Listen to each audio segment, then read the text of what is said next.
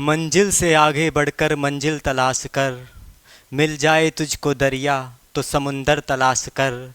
हर शीशा टूट जाता है पत्थर की चोट से, जो पत्थर ही टूट जाए वो शीशा तलाश कर। नमस्कार दोस्तों, आपका स्वागत है रोज़गार की राह में। और मैं रोहित तेवतिया एक बार फिर आ गया हूँ भूगोल की एक नई क्लास लेकर। दोस्तों, अभी तक हमने भूगोल में जो पढ़ा है, मुझे उम्मीद है आप उसका रिवीजन अच्छे से कर रहे होंगे। और अगर हम लास्ट वीडियो की बात करें तो हमने अक्षांश के बारे में पढ़ा था, जिसे इंग्लिश में लैटिट्यूड कहते हैं। ऐसी रेखाएं, ऐसी काल्पनिक रेखाएं जो पश्चिम से पूरब की तरफ खींची जाती हैं, उन्हें हम अक्षांश रेखाएं कहते हैं। आज हम देशांतर रेखाओं के बारे में पढ़ेंगे और आज की क्लास शुरू करते हैं। जिस तरीके से अक्षांश रेखाएं काल्पनिक रेखाएं होती थीं, उसी प्रकार देशांतर रेखाएं भी काल्पनिक रेखाएं हैं। देशांतर रेखाएं वह रेखाएं हैं जो उत्तर से दक्षिण की तरफ खींची जाती हैं, उनको हम देशांतर रेखाएं कहते हैं, इंग्लिश में लॉन्गिट्यूड।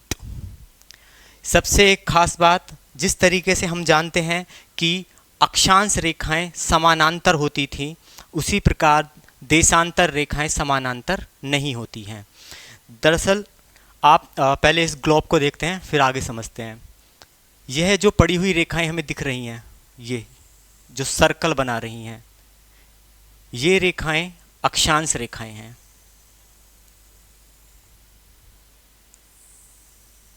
लैटिट्यूड बोलते हैं इनको।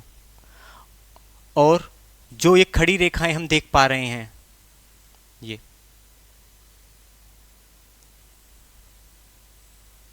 ये रेखाएं देशांतर रेखाएं हैं। मैंने अभी कहा कि देशांतर रेखाएं समानांतर नहीं होती हैं, वह आप यहां पर देखें।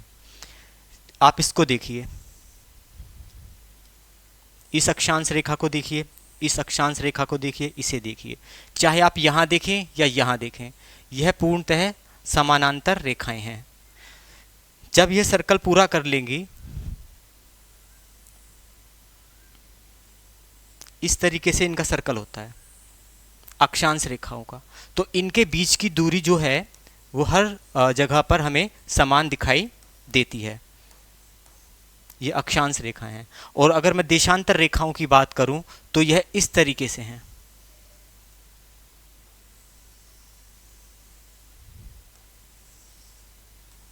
इस तरीके से, मतलब यह रेखाएं ध्रुवों पर आकर एक पॉइंट पर मिल जाती हैं। आप देखें यहाँ पे, तो यहां पर इनकी दूरी कम है, भूमध्य रेखा पर इसकी दूरी सबसे ज़्यादा है, और फिर हम नॉर्थ पोल पे देखेंगे तो इसकी दूरी एक बार फिर कम हो गई।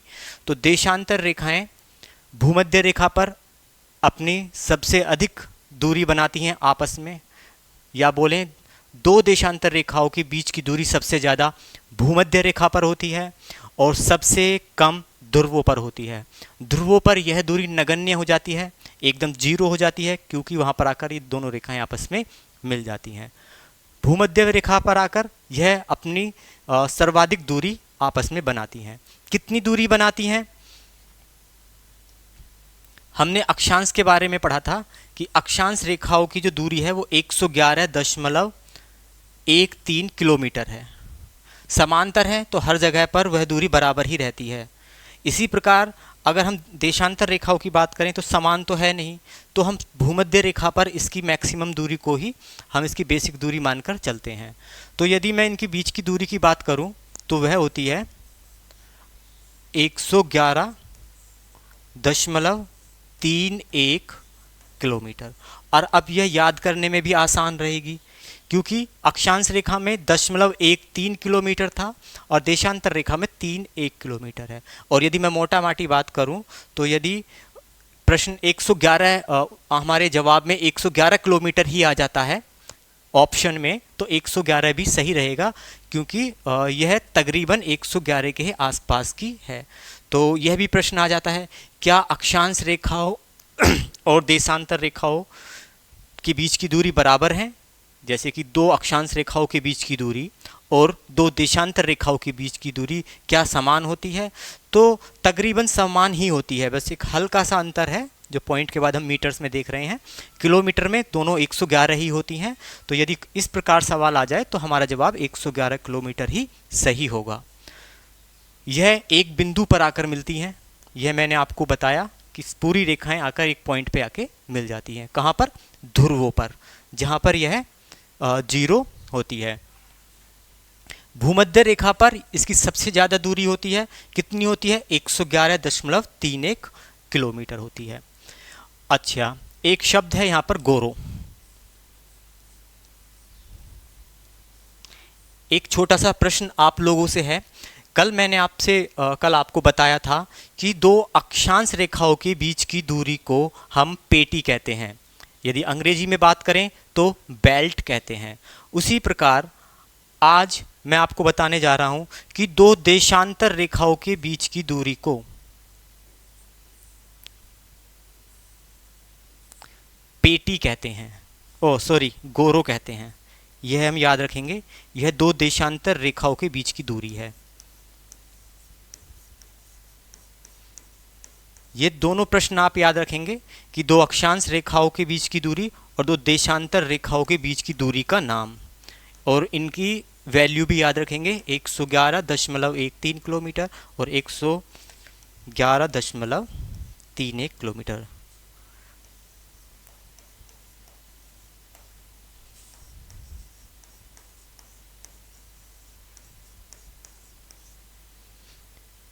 गोरो ये हम याद रखेंगे। ठीक है, आगे बढ़ते हैं देशांतर के बारे में। देशांतर रेखाएं हमें किस लिए हमें ये मदद करती हैं? जब हमने कल अक्षांश रेखाओं के बारे में पढ़ा तो हमने उसके सूर्य के सापेक्ष पढ़ा था कि सूर्य की किरणें कर्क रेखा पर पड़ती हैं, भूमध्य रेखा पर पड़ती हैं, देशांतर रेखा पर पड़ती हैं, उनके बीच की दूरी के बारे में पढ़ा। फिर दो आर्कटिक रेखा और अंटार्कटिक रेखा के बारे में पढ़ा, जिनको हम व्रत भी कहते हैं, और भूमध्य रेखा को हम व्रत भी कहते हैं क्योंकि यहाँ पर सबसे बड़ा सर्कल बनता है। यह सब हमने अक्षांश रेखा के बारे में पढ़ा। आज हम देशांतर रेखाओं के बारे में पढ़ेंगे और ये बहुत ही ज़्यादा महत्वपूर्ण है क्योंकि देशांतर रेखा ही हमें हमारा समय और हमारे तारीख का निर्धारण करती हैं। आज भारत में क्या समय है और ऑस्ट्रेलिया में क्या समय है, या अमेरिका महाद्वीप में या अफ्रीका महाद्वीप में जो समय है, हम लोग जानते हैं कि सारा समय अलग अलग है। तो उसका बेस कहाँ से लिया गया होगा, कहाँ से सबका समय का निर्धारण किया गया होगा कि यहाँ से इसका बेस रहेगा, पॉइंट रहेगा कि यहाँ से समय का हम बंटवारा करेंगे। यदि हर देश अपनी मर्जी से बंटवारा करेगा तो पूरी दुनिया का समय का जो अंतराल है वो गड़बड़ा जाएगा। तो उसको ध्यान में रखते हुए हमने देशांतर रेखाएं ग्लोब पर खींची। शुरू करेंगे आज इसी टॉपिक से कि देशांतर रेखाओं का क्या यूज़ है। सबसे पहले पढ़ेंगे हम ग्रीनविच लाइन, एक ऐसी देशांतर रेखा। देखिए, हमने अपनी ग्लोब पर 360 रेखाएं खींची हैं। यह भी बता देते हैं देशांतरों की संख्या। यदि मैं ग्लोब पर बात करूं, जैसे कल हमने अक्षांश के बारे में बात किया था, हमने अक्षांशों की रेखाओं को 3 पार्टों में बांट लिया था। ऐसे ही आज देशांतर रेखाओं को हम 2 भागों में बांटेंगे। पहला कि ग्लोब पर यदि हम देशांतर रेखाओं की संख्या के बारे में पूछें तो हमारा जवाब होगा 360। हमने 360 देशांतर रेखाएं ग्लोब पर इनका निर्धारण किया है या खींची हैं। यदि मैं इसी ग्लोब को मानचित्र बना दूं, आप इस वाले पॉइंट को लीजिए, इस वाले पॉइंट को, यदि मैं इस वाले पॉइंट से इसको काट दूं और इसको ग्लोब बना दूं, तो ये 360वीं लाइन थी, हम यह मानकर चलते हैं। तो जब मैं इस 360वीं लाइन को काट दूंगा तो एक ही लाइन 2 लाइनों में बदल जाएगी। तो अभी तक कितनी थी? 360। अब ये कटने के बाद कितनी हो गई? 361। तो यदि हम मानचित्र पर बात करें, मानचित्र पर, तो मानचित्र पर हमारा जवाब होगा 361 देशांतर रेखाएं होती हैं। ग्लोब पर देशांतर रेखाओं की संख्या 360 रहेगी, और यदि प्रश्न बदल कर आता है कि मानचित्र पर देशांतर रेखाओं की संख्या कितनी है, तो हम 361 मानेंगे। हर देशांतर रेखा को हमने डिग्री में नापा है। यानी स्टार्टिंग करी, हमने शुरुआत करी 0 डिग्री से। पहली देशांतर का नाम हमने दिया 0 डिग्री देशांतर, दूसरी देशांतर रेखा का नाम हमने दिया 1 डिग्री देशांतर, और इसी को आगे बढ़ाते हुए हमने 360 देशांतर ग्लोब पर खींची और वो 360 डिग्री हमारी हो गई। अब जो हमने 0 माना था, अब देखो चाहे 45 डिग्री को या 180, 181, 192 या 270 कोई सी भी देशांतर रेखा ठाकर कहीं से तो शुरुआत करनी थी जहाँ से समय का बेस लेंगे। लेकिन जब यह समय का निर्धारण हुआ उस समय अधिकतर पूरे विश्व में अंग्रेजों का शासन था अधिकतर, तो खोज भी ज़्यादातर जो हुई है वो यूके के ही जो वैज्ञानिक हैं, साइंटिस्ट रहे हैं, उनकी ही ज़्यादा योगदान रहा। तो उन्होंने ही 0 डिग्री देशांतर को समय रेखा माना, और वह 0 डिग्री देशांतर रेखा जो है वो यूके, इंग्लैंड के ग्रीनविच शहर से गुजरती है, और इसीलिए इसका नाम ग्रीनविच लाइन रखा गया। ये देखिए ये यूके है, सबसे पहली ही कंट्री, और ये जो लाइन यहाँ पे खींच रही है ब्लैक कलर की, यह समय की रेखा है। यानी इस पॉइंट से समय का निर्धारण किया जाएगा।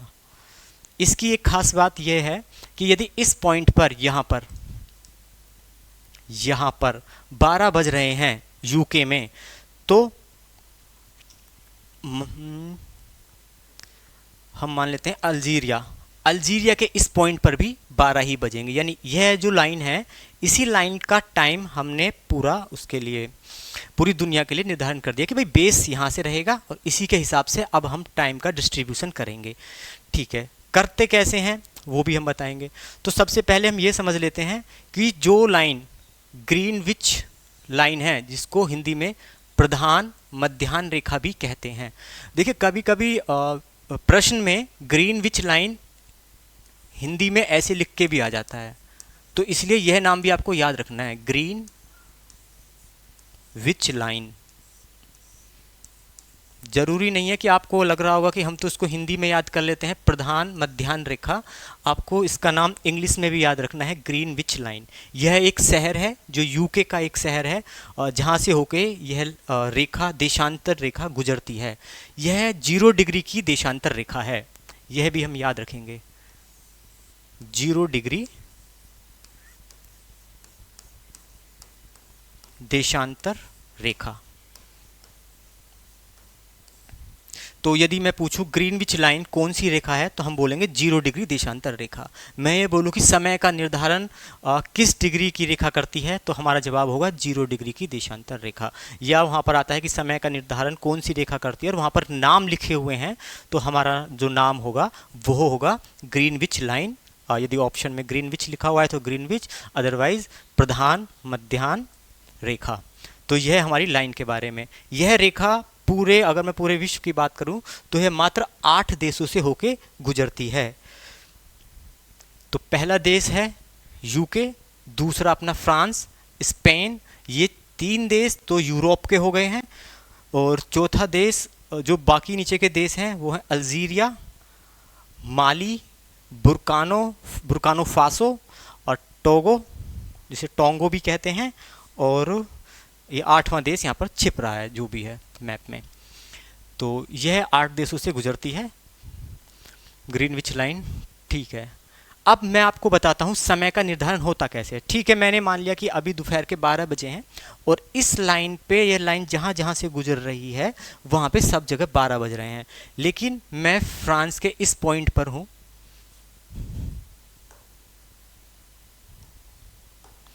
मैं फ्रांस के इस पॉइंट पर हूँ, या मैं कहीं और हूँ, मैं अपने भारत में हूँ, तो क्या भारत में भी उस समय 12 बज रहे होंगे? नहीं। उसका निर्धारण किस आधार पर किया, कैसे कैसे फिर और देशों ने भी अपने आप अपना अपना समय का निर्धारण किया, वो हम समझेंगे। हम लोग अपना लोकल टाइम कैसे करते हैं?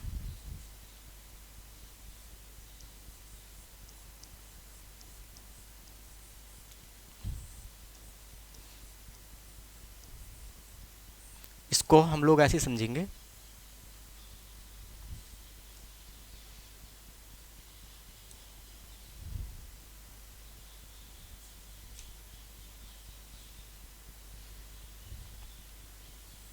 ये वाली जो लाइन मैंने खींची है इसको मान लेते हैं ग्रीनविच लाइन। ठीक है, ग्रीनविच लाइन के सीधे हाथ की तरफ क्या है? पूरब यानी ईस्ट,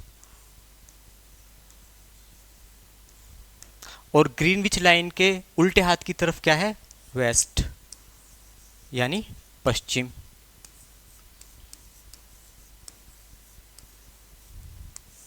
जब मैं ग्रीनविच लाइन के पूरब की तरफ चलता हूं तो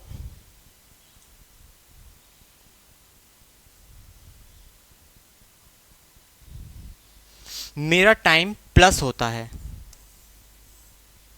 जो मेरा टाइम है, मेरा समय है, वो प्लस होगा।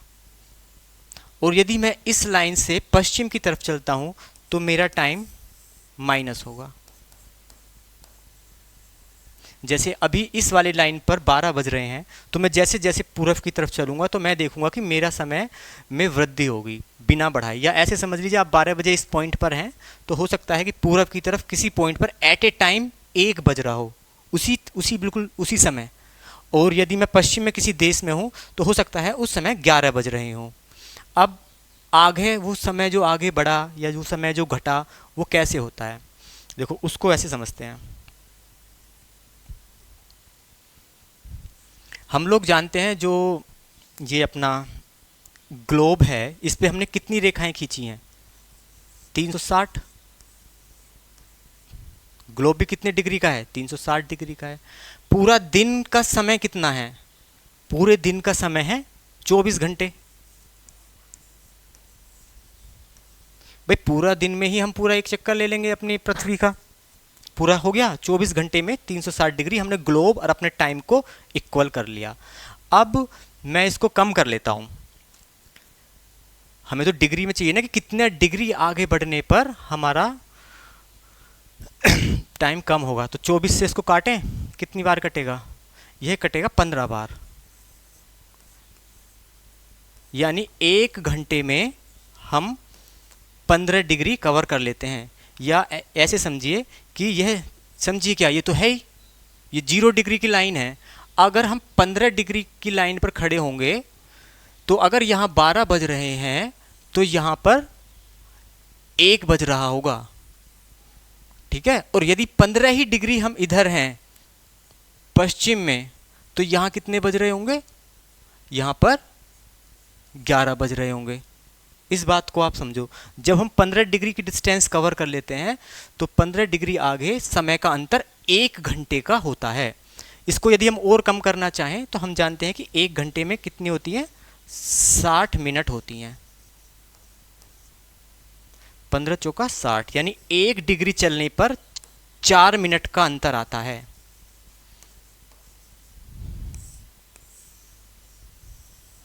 पंद्रह डिग्री चलने पर 1 घंटे का अंतर आता है और 1 डिग्री चलने पर 4 मिनट का अंतर आता है। यदि 0 डिग्री पर 12 बज रहे हैं तो 4 डिग्री पर बिल्कुल उसी समय 12 बजकर 4, हाँ मतलब 1 डिग्री पर 12 बजकर 4 मिनट हो रही होगी।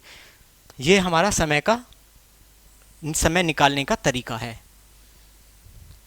एक तो ये याद रखना है कि जब पूरब की तरफ चलते हैं तो हमारा टाइम प्लस होता है, और यदि हम पश्चिम की तरफ चलते हैं तो हमारा टाइम माइनस होता है। कितना प्लस या कितना माइनस होता है? जब हम 1 डिग्री चलते हैं तो 4 मिनट का अंतर होता है, और जब हम 15 डिग्री चलते हैं तो 1 घंटे का। तो इसी से निकाल सकते हैं कितने डिग्री चले, मिनट के हिसाब से ही घंटे बना लेंगे। तो यह हमारा समय निकालने का तरीका है। अंतर्राष्ट्रीय तिथि रेखा, इससे पहले 2-4 बातें और आपको बतानी है समय रेखा को लेकर ही।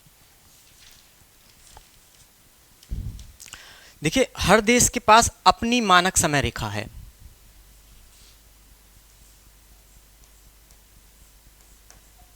मानक समय रेखा, अब सब 0 डिग्री को तो अपनी मानक रेखा समय रेखा मानेंगे नहीं, सबके पास अपनी मानक समय रेखा है। जैसे कि हम जानते हैं कि भारत की मानक समय रेखा 82.5 डिग्री उत्तरी देशांतर है। हम लोग उत्तर में हैं तो उत्तरी देशांतर उसको कहते हैं। तो भारत की समय रेखा क्या है?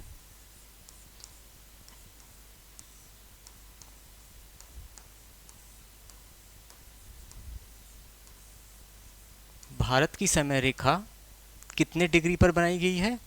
82.5 डिग्री। पूर्वी देशांतर है, हम लोग पूरब में हैं, उत्तर पूरब में है, इसको पूर्वी देशांतर कह देते हैं। ठीक है, 82.5। अब भारत के पास एक ही समय रेखा है। क्यों? क्योंकि देखो, इसलिए है कि जिससे कि हमें कोई परेशानी ना हो। जैसे हम लोग जानते हैं कि हमारा भारत, अगर हम चौड़ाई की बात करें तो 2933 किलोमीटर है समथिंग में हमारे भारत की चौड़ाई। तो यदि मैं अरुणाचल की बात करूं और अरुणाचल के कुमुथु जगह की बात करूं जो भारत का पूर्वी बिंदु है, उस समय अगर 12 बज रहे हैं, तो जो भारत का पश्चिमी बिंदु है गुहार माता, उस जगह की बात करूँ तो वहाँ पर भी हम 12 ही समय लेते हैं। जिससे कि अगर दो आदमी आपस में कम्युनिकेशन कर रहे हैं, कोई अरुणाचल प्रदेश का गुजरात के व्यक्ति के साथ, तो उन्हें टाइम में दिक्कत ना आए। तो इसीलिए हमने क्या करा, हमने भारत के बीचों बीच से जो रेखा जा रही थी, अब जैसे 0 डिग्री देशांतर रेखा है, वो तो एक्यूरेट रेखा है, 0, 1, 2, 3, 4। लेकिन भारत ने एक ऐसी रेखा को चुना जो भारत के लगभग बीचों बीच से होकर गुजर रही है, उसको भारत ने अपनी मानक समय रेखा माना। भारत ने माना कि इस डिग्री पर जो समय होगा उसको हम पूरे भारत का स्टैंडर्ड टाइम मानेंगे, इसके हिसाब से ही पूरे भारत में टाइम चलेगा। तो वह रेखा है 82.5 डिग्री पूर्वी देशांतर। यह रेखा, प्रश्न बनता है कि भारत की मानक समय रेखा किस स्थान से गुजरती है, स्पेशली जहाँ से उस पॉइंट से समय लिया है। हालांकि मैंने बताया कि देशांतर रेखा पे आप कहीं भी से भी समय लें वो बराबर होगा, लेकिन फिर भी हम लोगों ने एक स्पेशल जगह को पॉइंट मान लिया कि भाई इस जगह से समांतर रेखा गुजर रही है और देशांतर रेखा, और इस जगह से हम अपना टाइम मानेंगे। तो इसमें कुछ जवाब जो आते हैं वो अलग अलग आते हैं। जैसे एक जवाब है हमारा इलाहाबाद। प्रश्न आएगा कि इलाहाबाद, जो कि अब तो बदल गया भाई, प्रयागराज हो गया, प्रयागराज लिखें, प्रयागराज आएगा भाई। तो कभी कभी ऑप्शन में प्रयागराज रहता है कि प्रयागराज से भारत की मानक समय रेखा गुजरती है, बिल्कुल सही गुजरती है, लेकिन वो प्रॉपर प्रयागराज से नहीं गुजरती। प्रयागराज का एक छोटा सा कस्बा है नैनी, वो वहाँ से गुजरती है। तो कभी कभी ऑप्शन में नैनी आ जाता है, तो हमें याद रखना है कि प्रयागराज के नैनी शहर से या कस्बे से हमारी मानक समय रेखा गुजरती है। लेकिन एक ऑप्शन में यह भी आ जाता है कि इलाहाबाद के नीचे ही अपना मिर्ज़ापुर है, यह रेखा मिर्ज़ापुर से भी गुजरती है। तो ऑप्शन में अगर इलाहाबाद या नैनी ना देकर मिर्ज़ापुर दिया है तो अपना जवाब मिर्ज़ापुर भी सही होगा। लेकिन ऐसे ही प्रॉपर मिर्ज़ापुर से नहीं गुजरती है, मिर्ज़ापुर के अमरावती चौराहे से यह रेखा गुजरती है। अमरावती चौराहा, तो अमरावती चौराहा तो आने का है नहीं, क्योंकि तो कुछ ज़्यादा ही लोकल वाला प्रश्न हो जाएगा और वनडे एग्जाम में ऐसे सवाल नहीं आते हैं कि इतना डीपली जाएं। वनडे एग्जाम में नैनी या प्रयागराज ही आएगा, मिर्ज़ापुर या अमरावती चौराहा ये इसका स्टैंडर्ड थोड़ा सा बढ़ जाता है। ठीक है, तो अच्छा, भारत की जो मानक समय रेखा है, प्रश्न आ जाता है कि भारत के कितने राज्यों से होकर गुजरती है। ऊपर से नीचे की तरफ जा रही है तो कितने राज्यों को ऐसे क्रॉस करती हुई चली जाती है।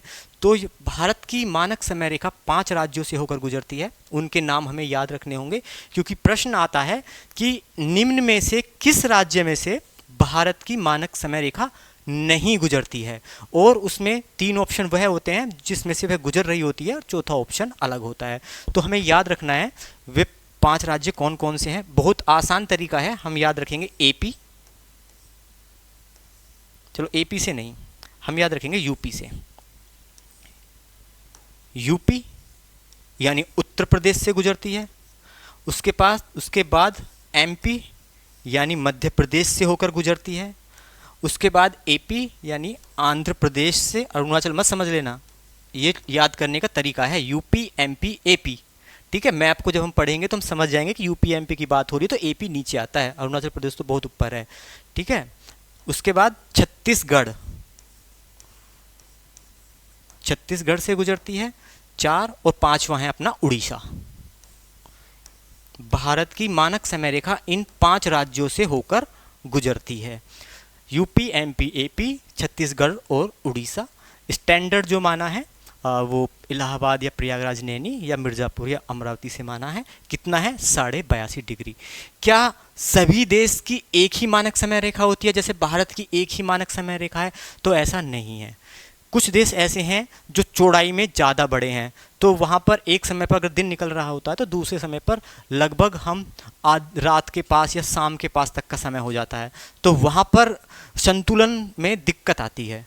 ठीक है, कहाँ अभी समय निकला है और एक जगह रात होने वाली है, तो वहाँ पर एक समय 7 AM और 7 AM कैसे रख सकते हैं? तो वहाँ पर मानक समय रेखाओं की संख्या बढ़ जाती है। तो इस प्रकार के प्रश्न भी पूछे जाते हैं। सबसे ज़्यादा मानक समय रेखा रूस के पास है,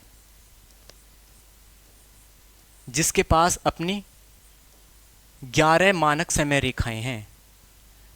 उसके बाद यूएसए के पास अपने 7 मानक समय रेखाएं हैं। उसके बाद कनाडा। अब देखो, सबकी तो याद रखने की जरूरत नहीं है, लेकिन जो मैक्सिमम है वो मैंने टॉप 3 आपको लिखवा दी। लेकिन इसमें एक श्रीलंका स्पेशल नाम है, यह याद रखना है। देखिए, इनमें सिर्फ ये पूछ सकता है ऊपर के 3 प्रश्नों में कि रूस में कितनी मानक समय रेखाएं हैं। वह उन मानक समय रेखाओं का मान नहीं पूछेगा। जैसे भारत में एक मानक समय रेखा है, उसका मान है 82.5 डिग्री पूर्वी देशांतर, ऐसे यहाँ पे नहीं पूछेगा, तो वो याद करने की जरूरत नहीं है। यहाँ पे बस ये याद रखना है कि रूस के पास 11 मानक समय रेखाएं हैं, यूएसए के पास 7 और कनाडा के पास 6। लेकिन श्रीलंका एक ऐसा देश है कि इसकी पूछ सकता है कि श्रीलंका में एक मानक समय रेखा है और उसका नाम भी पूछ सकता है। क्यों? क्योंकि श्रीलंका की भी मानक रेखा वही है जो भारत की मानक समय रेखा है। कितनी? 82.5 डिग्री पूर्वी देशांतर। सेम है, तो जब सेम है तो पूछ सकता है, क्योंकि एग्जामिनर को पता है, किसी अलग से तो याद करने की जरूरत नहीं है। बस इतना याद रखना है कि जो श्रीलंका की मानक समय रेखा है वो भारत की मानक समय रेखा से, मतलब मानक भारत वाली ही मानक समय रेखा है, मिलती क्या है जब सेम है। तो ये भी फैक्ट हमें याद रखने हैं मानक समय रेखा से। अब आगे बढ़ते हैं। अब पढ़ेंगे तारीख कैसे बदलती है ना। अब तारीख कैसे बदलती है, तो उसके लिए हमें पढ़ना पड़ेगा अंतर्राष्ट्रीय तिथि रेखा। जो ग्रीनविच रेखा थी वो हमारा टाइम बता रही थी, यानी समय। कितने डिग्री को माना हमने? 0 डिग्री को। ऐसे ही अंतर्राष्ट्रीय तिथि रेखा हमने माना 180 डिग्री देशांतर को।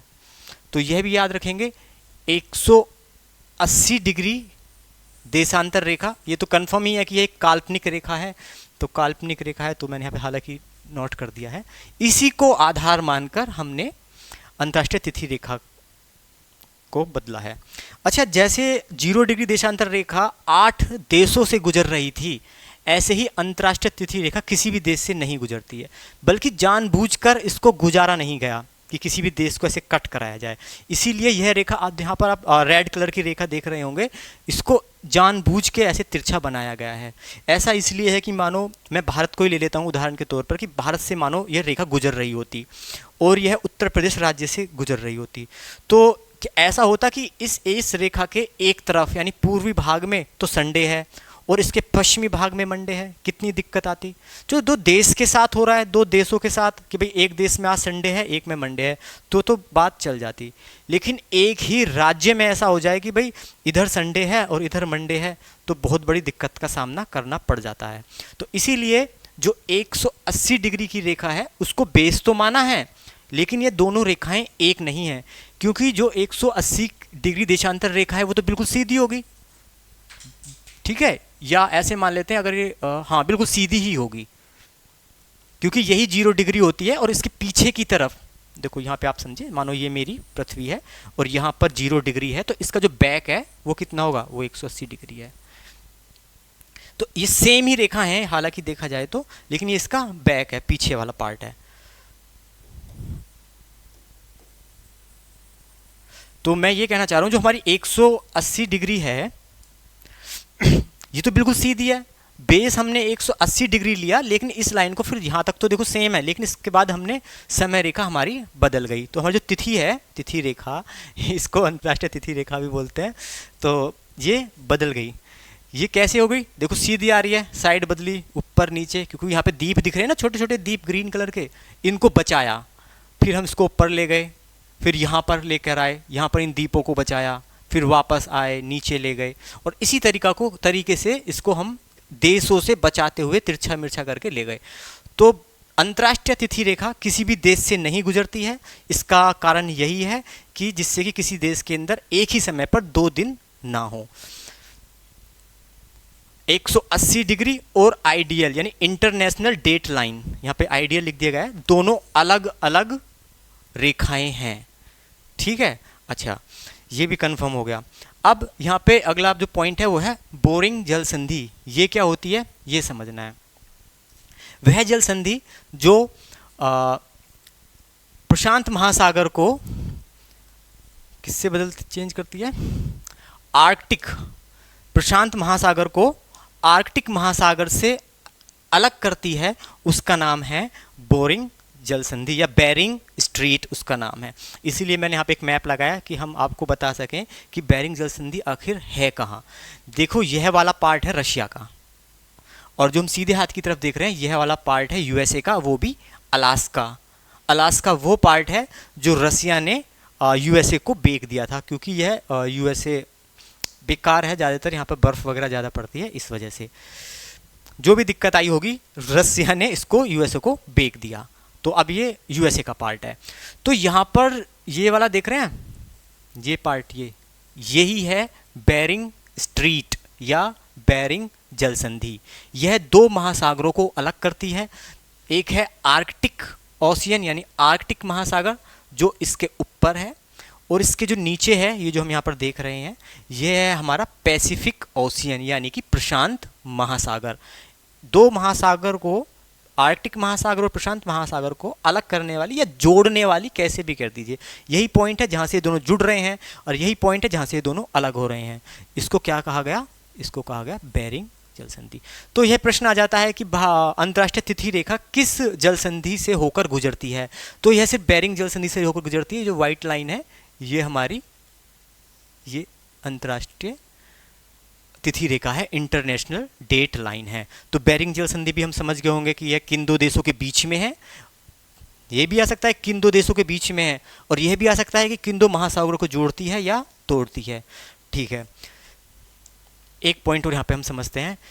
जब सूरज निकला, यह प्रश्न बनता है कि जब सूरज निकलता है तो वह सबसे पहले किस देश पर उसकी पहली किरण पड़ती है।